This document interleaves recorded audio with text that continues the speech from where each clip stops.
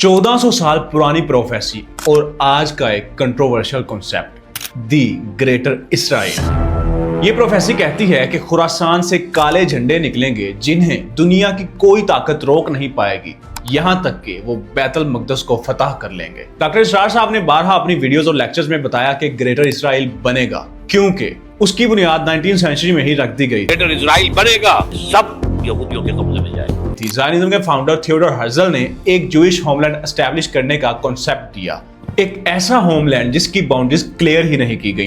तमाम ममालिक अपनी सोवरेनिटी के लिए अपनी बाउंड्रीज बनाते हैं, वहीं इसराइल ने कभी अपने बॉर्डर्स को डिफाइन तक नहीं किया। इजिप्ट और जॉर्डन के साथ इनके मुआहदे हुए, मगर लिबनान, फलस्तीन, गाजा और सीरिया के साथ इनकी बाउंड्रीज आज भी अनडिफाइंड हैं। ज़ायनिज़्म का मानना है कि ये रियासत इराक के कुछ हिस्से से लेकर इजिप्ट के नाइल रिवर तक फैली होनी चाहिए। वो इसे अपनी प्रोमिस्ड लैंड के तौर पर देखते हैं।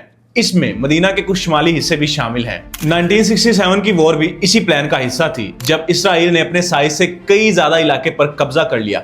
इसीलिए आज इसराइल ईरान और पाकिस्तान को अपने रास्ते में खड़ी सबसे बड़ी रुकावट के तौर पर देखता है। तो सवाल ये पैदा होता है कि आखिर इनके लिए ये रियासत बनाना इतना जरूरी क्यों है कि वो इसके लिए किसी से भी जंग करने के लिए तैयार हैं। दरअसल ये एक रेड कारपेट है मसीह दज्जाल के लिए। वो कहते हैं कि ग्रेटर इसराइल के कयाम के बाद ही इनका मसीहा आएगा। हदीस में आता है कि दज्जाल के निकलने से पहले यरूशलेम आबाद और खुशहाल होगा, जबकि मदीना वीरान दिखाई देगा। लेकिन वो ये बात भूल जाते हैं कि यहीं से एंड टाइम्स का आगाज होगा, जब दज्जाल का फितना और ग्रेटर इसराइल अपने अरूज पर होगा। इसी वक्त इमाम मेहदी और हजरत ईसा का नजूल होगा और वो इसी रियासत के अंदर जाकर दज्जाल का खात्मा करेंगे। मतलब यही ग्रेटर इसराइल इनकी अपनी तबाही का निशाना बनेगा। डॉक्टर इसरार साहब कहते थे कि ग्रेटर इसराइल एक दिन ग्रेटर ग्रेवयार्ड बनेगा, जिसमें एक एक यहूदी दफन होगा। और वो ग्रेटर इसराइल ग्रेटर ग्रेवयार्ड बनेगा यहूदियों का। एक एक यहूदी कत्ल होगा और दफन होगा।